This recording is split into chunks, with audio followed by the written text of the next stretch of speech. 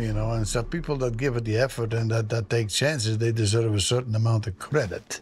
Without him, there wouldn't have been a gold rush. So we're all good. In the impatient landscape of the Klondike, even seasoned miners like Tony Beats face surprises. Yeah, well, it's not good the way it is right now, so let's do it. But nothing could prepare him for this terrifying discovery. Today, we'll find how Tony's recent excavation revealed more than just gold. Let's explore the challenges, unexpected twists, and very determination it took to handle what lay buried in the mud. Get ready for a thrilling journey into the heart of the gold rush. In the vast and unpredictable nature of the Klondike, Tony Beats, a veteran of the gold mining game, has once again struck something big.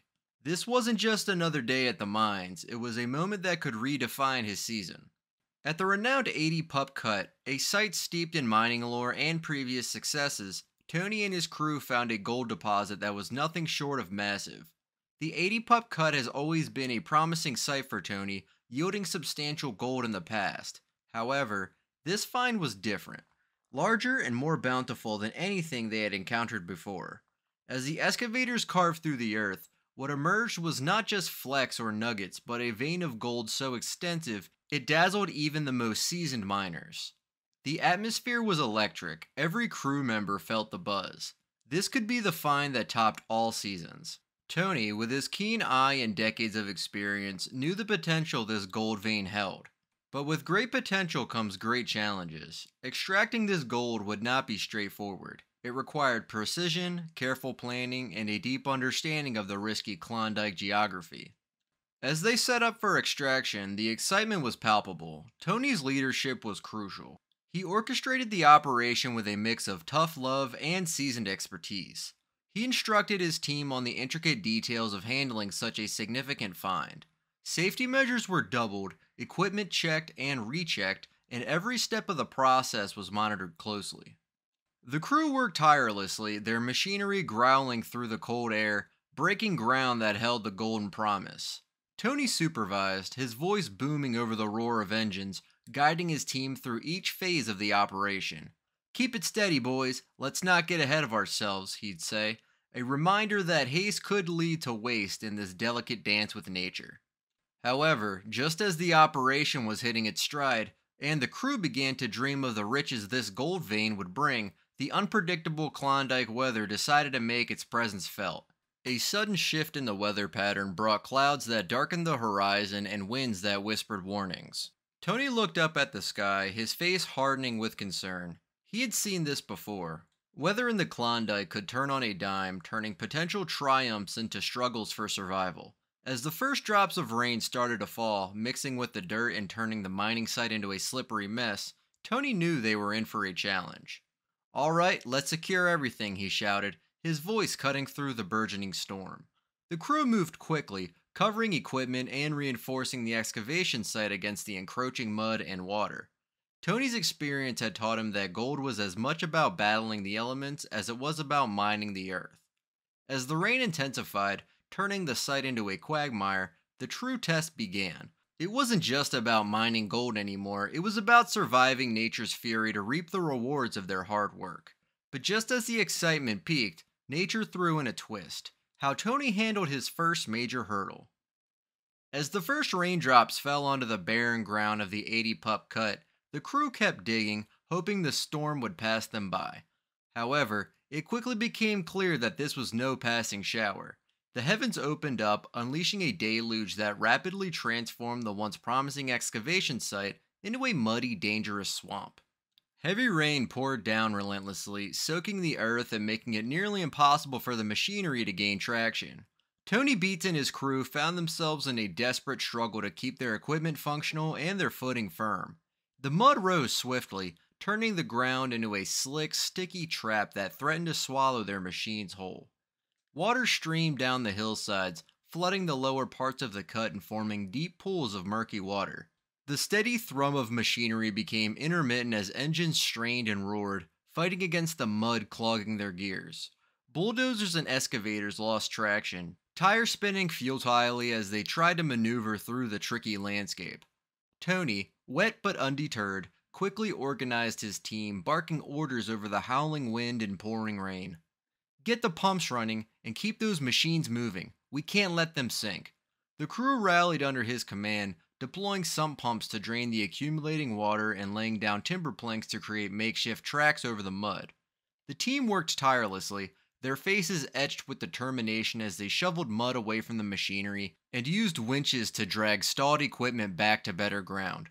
But the storm showed no signs of abating. Instead, the rains intensified, and the once smooth operation became a battle of attrition against nature's fury. Despite their best efforts, the site quickly became a quagmire. Excavators and bulldozers groaned under the weight of the mud and struggled to clear away the earth that had once been their gateway to gold. Tony and his crew had to rethink their strategy if they wanted to salvage the operation. The team switched gears, focusing on reinforcing the remaining accessible areas while pulling back from the most flooded zones. They built dikes around the excavation site to prevent further water inflow and created channels to direct runoff safely away from their equipment. Tony knew they needed to endure the worst of the storm before resuming their pursuit of the gold that lay just beyond their reach. Tony's perseverance was unwavering even as the rain poured on. He understood that success in mining was as much about overcoming the elements as it was about finding the gold. He had been through storms before and knew that victory often comes to those who refuse to quit. With the elements against him, Tony's will was tested. What strategies did he use to fight the weather? After the rains have wreaked havoc on the 80-pup cut, Tony Beats and his crew faced technical difficulties that threatened to halt their operations. Waterlogging and thick mud made the entire site a logistical nightmare. Digging through the soaked ground became an arduous task as their machinery struggled to operate efficiently. Heavy machinery like excavators and bulldozers sank into the soggy earth. Their tires spun helplessly, unable to gain traction. Some vehicles even became stuck in deep pockets of mud. The crew had to work quickly to prevent further equipment losses. Every minute counted as the rain-soaked ground became more unstable. The water levels continued to rise, pulling in the lowest points and creating deep trenches filled with sludge. The crew tried to pump out the excess water, but it flowed back just as fast as they drained it. Tony Beats recognized the need for a more strategic approach and quickly took action. He called in additional sump pumps and laid down gravel and wood planks to create stable paths over the soft ground. By setting up these temporary walkways, they managed to move their lighter equipment around efficiently, minimizing the risk of getting stuck. Meanwhile, the crew built makeshift dikes to keep more water from seeping into the critical areas. They dug channels to divert the flowing water away from the heart of the operation and lined these channels with sandbags to reinforce the barriers. Tony knew they needed to keep the primary machinery moving and out of danger. His determination inspired his team to keep pushing forward. When some of their equipment was still bogged down in the thick mud, Tony ordered winches and cables to pull them out, allowing the work to resume in safer zones. The crew devised a strategy to classify the site, prioritizing areas less affected by waterlogging. They doubled down on reinforcing the machinery that could still function, using it to excavate and haul mud to the edges of the site, where it could be managed more effectively. Despite the setbacks, Tony Beats and his team knew the gold beneath the surface was worth fighting for. Every day presented new challenges, but with each one, they became more adept at managing the harsh conditions. Their initial steps to control the water and mud began to pay off, restoring hope that they could resume their gold mining mission. As the water rose, so did the stakes. Find out how Tony's quick thinking kept hope alive. In the face of rising water and relentless mud, Tony Beats knew immediate and decisive action was required. Emergency measures were vital to stabilize the site and prevent further damage. Tony rallied his team, reinforcing the necessity of quick thinking and seamless cooperation. First, Tony reinforced the sandbag barriers and deepened the drainage channels to guide water away from critical zones. He ordered the crew to build makeshift dikes and bolster them from plastic sheeting to keep out as much water as possible.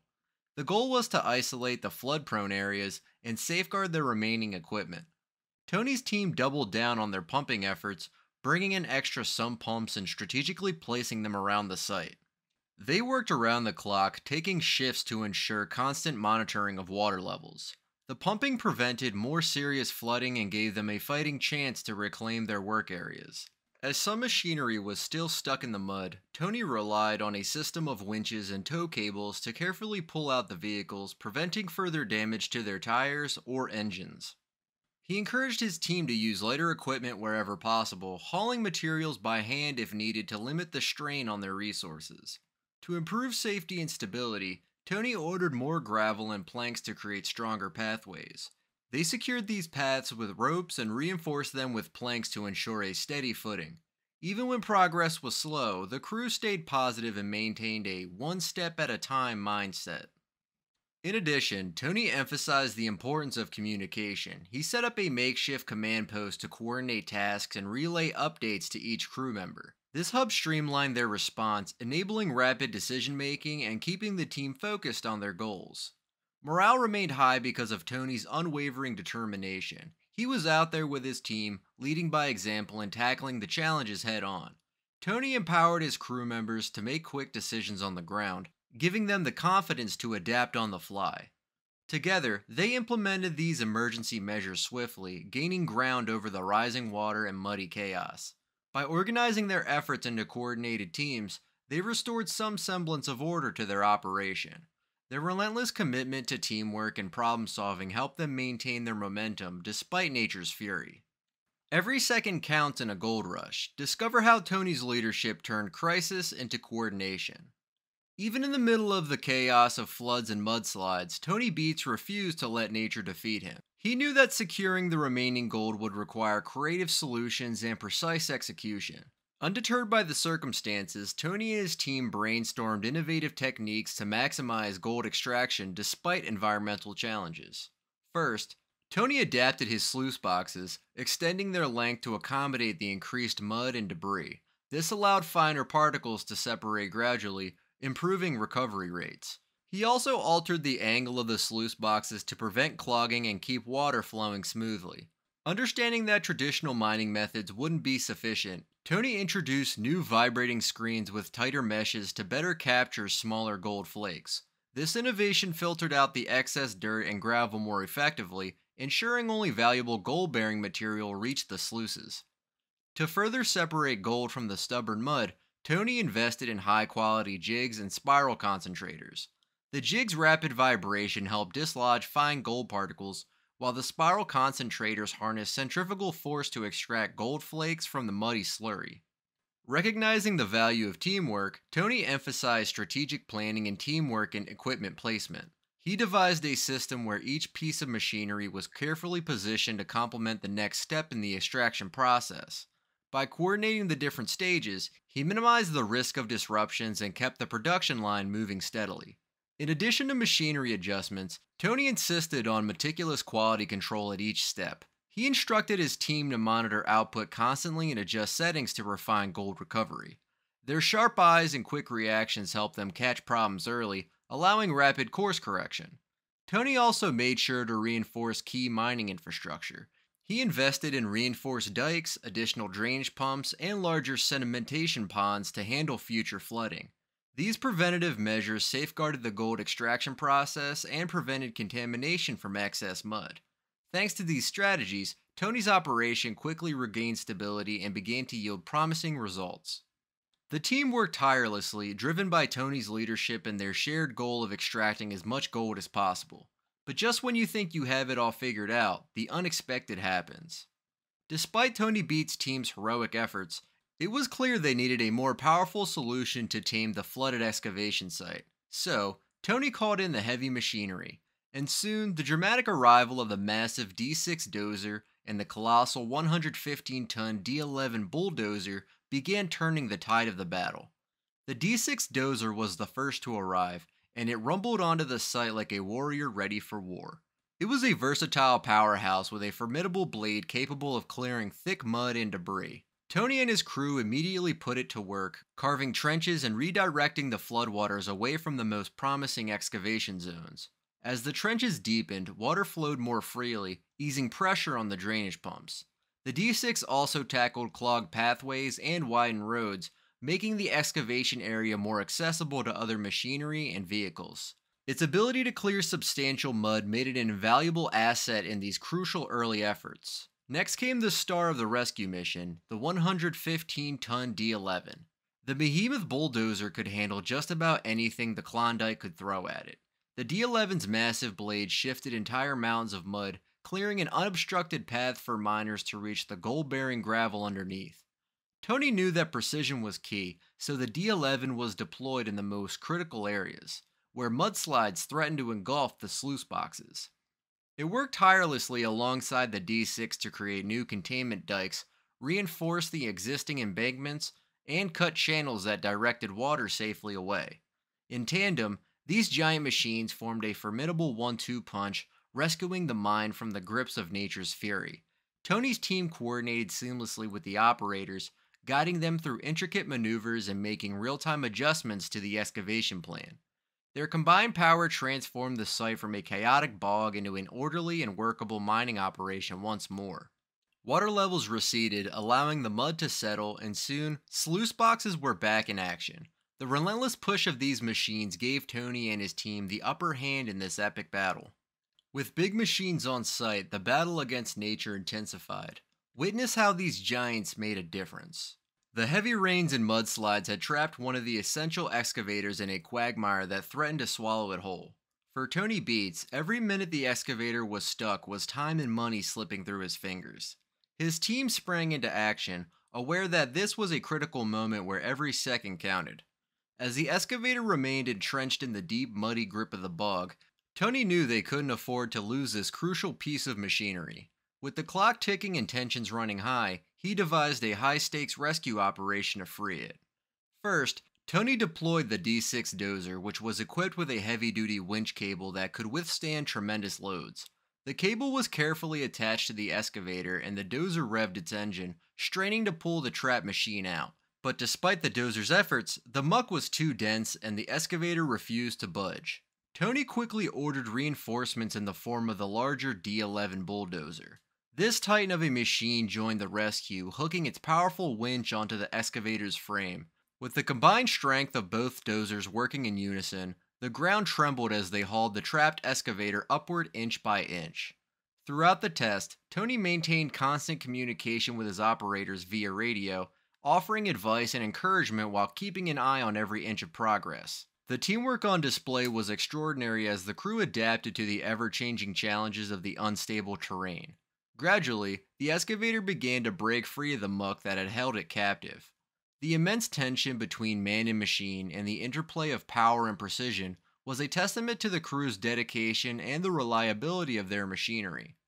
Finally, after what seemed like an eternity, the excavator was liberated, emerging victorious from the mire. The entire team erupted into cheers, knowing they had averted a disaster that could have crippled their entire operation. The excavator rescue proved Tony's ability to handle extreme challenges while maintaining trust and respect among his team members. His determination and unyielding drive showed through in every command, reinforcing his reputation as a mining leader. The clock was ticking, and so was Tony's patience. How close was he to his breaking point?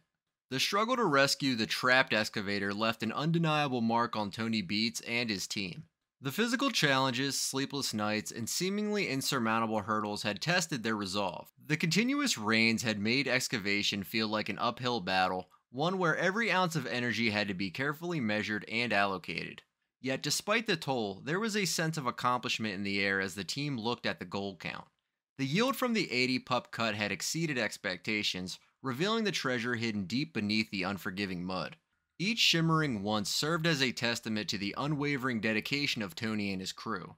Tony, ever sensible, couldn't help but reflect on the risks they had faced. Nature's unpredictability had thrown a wrench into the mining plan, but the emergency measures and innovative strategies had paid off.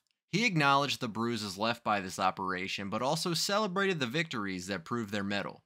Looking toward the future, Tony remained hopeful. The gold rush season was coming to an end, and he was already laying out plans for the next year. He knew there would always be challenges, but his confidence in the team's resilience gave him reason to believe that they could achieve greater results.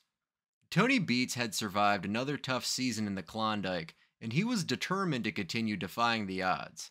As he surveyed the muddy plains and dwindling light, he knew there was still more gold waiting to be excavated. Through mud, machines, and huge challenges, Tony Beets proves why he's a legend in the Klondike. His journey is a piece of evidence of the determination required to chase the shine of gold. Like, share, and subscribe for more stories from the gold mines. Comment below on what you think about Tony's terrifying discovery.